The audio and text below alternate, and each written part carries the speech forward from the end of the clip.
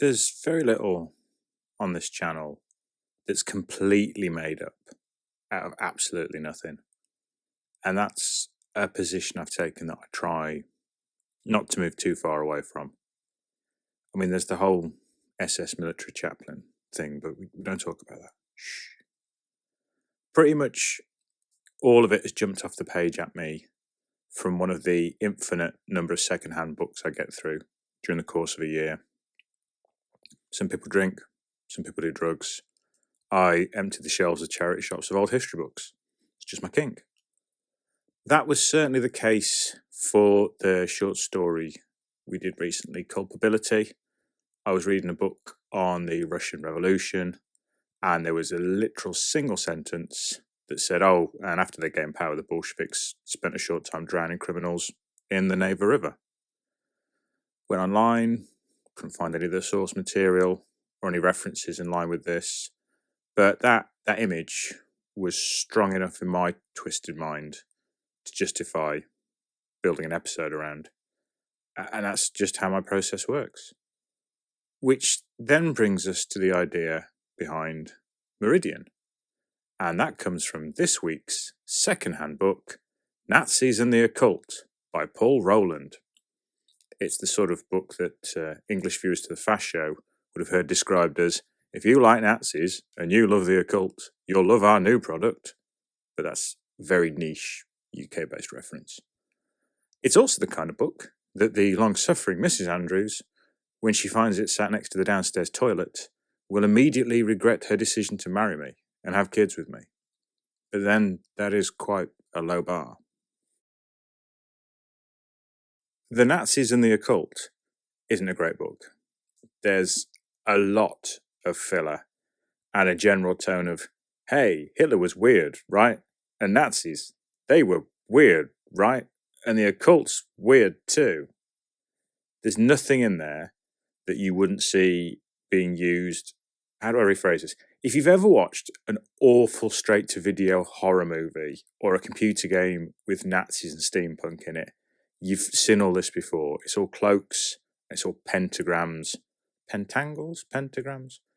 Except that is for a small section which references how British witches and wizards reacted to the idea of Nazism. And it turns out a lot of British mystics and Satanists looked at Nazism and thought, I don't think there's a place for me in this new world order. And quite incredibly, more than one of them did write to the government. This is real, this isn't in my head, by the way. And they offered their services in the fight against Hitler and Nazism. One of these groups is the one I used for Meridian, and it was the Fraternity of Light. And they were a group of seers and psychics who had originally formed in a temple in London. And there was an offshoot sect to this fraternity, which formed in Glastonbury, in Somerset, near the Tor, King Arthur, all the sort of things you find in Glastonbury. And they were under the leadership of a lady who was called Dion Fortune. And she and her colleagues would spend their evenings trying to visualize people, trying to find heroes who they thought could tip the scales, tip the balance against the Nazis. And they would then send the names of those completely unassuming heroes off to the War Office for them to identify and contact. 73 miles away from Glastonbury, in the New Forest, which is in Hampshire, there was a self-styled King of the Witches called Gerald Gardner, and he was also very hard at work. Gerald and his coven claimed that later after the war, they had spent their time erecting and maintaining a cone-shaped protective force field around the British Isles, much as their witchy predecessors had done during the Spanish Armada. And obviously it was that protective force field that defeated the Germans during the Battle of Britain and prevented Operation Sea Lion, which was the Nazi seaborne invasion of Britain, if you believe in that kind of thing. And then there was also Gardner's close personal friend, Aleister Crowley, who you may have previously heard of.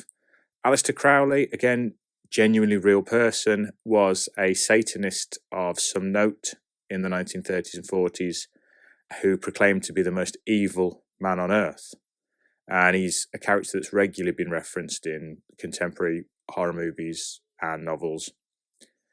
There are some claims that Ian Fleming, the creator of James Bond and a commander in the Royal Navy, may have consulted Crowley on ways to approach and how to kill Hitler. And there is some suggestion from Crowley himself that he even met Hitler between the wars, them both being evil and everything. I think that's been pretty much quashed by anybody who's not a major Crowley fanatic. Alistair and his cult were also very busy during World War II, and they were observed going into Ashdown Forest, which is in Sussex.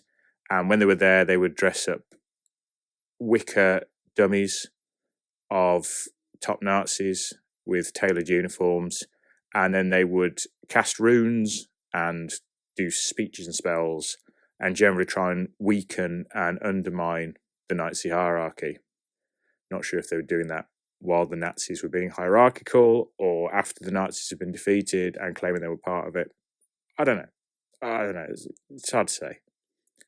The books don't suggest that at any time Winston Churchill got so desperate that he ever engaged the services of any of these lunatics.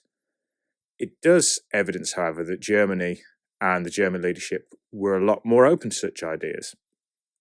And it highlights the curious case of a gentleman called Ludwig Straniak. Straniak was in his 60s and a retired architect, and he approached the Kriegsmarine and basically stated that using divinity and a pendulum, he could identify for them the location of any object on Earth on a map without any other evidence.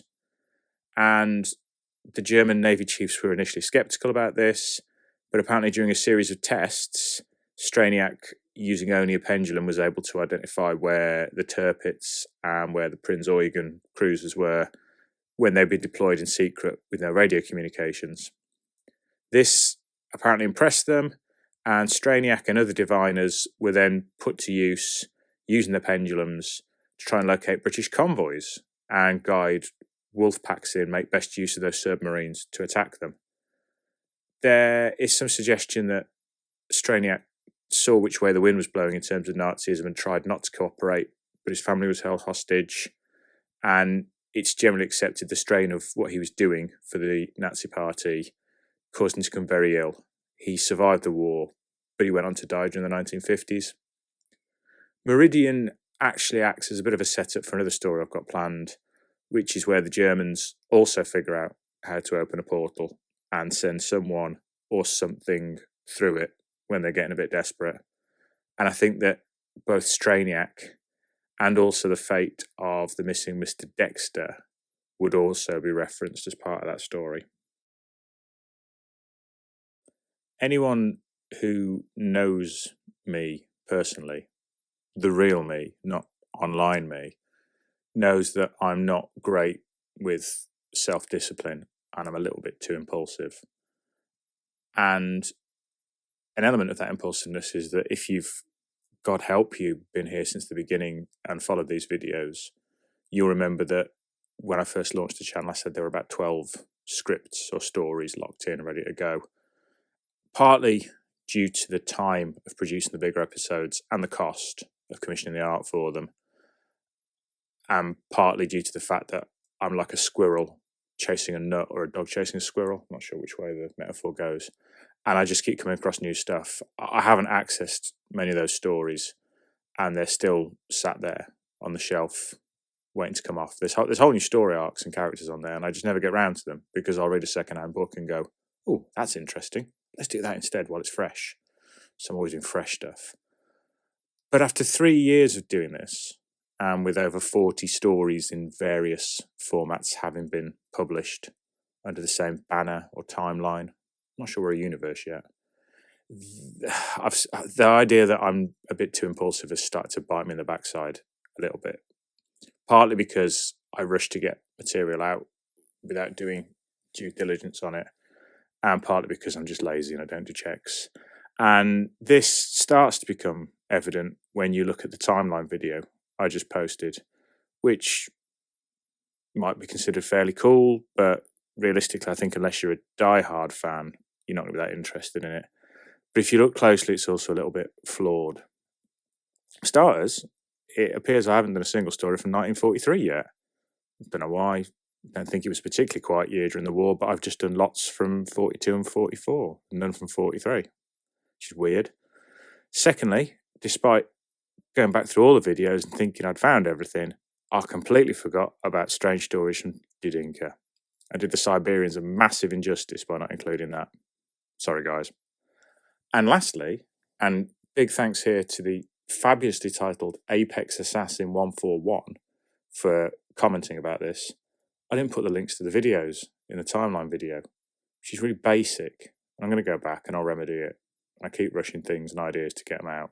And I'm sorry. I'll do better. But lastly, I've gone and got myself in a little bit of bother with a close personal friend of mine, which would be Chief Inspector Amos Armitage. Now, Amos, God bless him, he was never part of the original lineup. He was never in the gang. Not like Sidney Shepherd and Gerhard Haas and Lucius. Where's he got to? Old Amos, he slips in from the side. And I've found myself leaning on him more and more as we've gone along in terms of the idea that there's this British unit or there's a British force that links some of these stories together. But you see, the thing is, according to the damn timeline I've got to saddle myself with now, Amos isn't approached by the RAF until the events of Juncture, which is October of 41. We next see him having a bit of an argument with Shepherd over the fate of the German pilot at the prison in London during the events of Todd, which is March 1942. So me impulsively decided to go him gallivanting off into the Somerset countryside when he should have been chasing burglars around Wolverhampton in June of 1940 causes a bit of a problem, particularly when Shepherd doesn't come into the picture for another 2 months, which is when Mendacious is set. So now I have to either start to write up Armitage as a bit of a British Fox Mulder as a result of his past experiences and have him roaming off on his own before he's approached by the army, or insinuate that the army approaches him first and then Shepherd later. There are times when I really resent myself for trying to be clever, but I'll get around it, I think. In closing, as I've suggested, there's still quite a few stories left to do yet. We haven't run dry, and there's still loads of ideas, but I don't do this for my own vanity. I don't even do it for the taxman. I do it for you guys. The fact that people have actually messaged me and said that they look forward to this or they've stumbled across it and it's what they were looking for, it really touches me in a good way. And if you've got ideas or stories that you think you can contribute, get in the comments and post them, or get on Discord and come. Discord? Christ, get on Discord. Discord's something completely different, where we largely talk nonsense and post memes. Worryingly, quite a few memes about squirrels of late. Or use Facebook. I know it's for older people these days. I'm told it's also not just for posting pictures of your dinner or a pint of beer in a beer garden and putting paradise in block capitals as your comment. People occasionally go on there and join pages on there, like our page. So join our page and comment. Or you could be like a real dinosaur and just email me. So yeah, if you've got ideas, if you've got stories, source material, if you want to do an narration, I'd be appreciative of that. I am running out of accents that I can do now. There's already been one cease and desist letter from the good people of Yorkshire. I fear there's probably going to be another one from the people of Somerset behind them. So yeah, anybody who thinks they're a dab hand at narration, give me a shout. We're at that time again. So in parting, as the French would say, au revoir.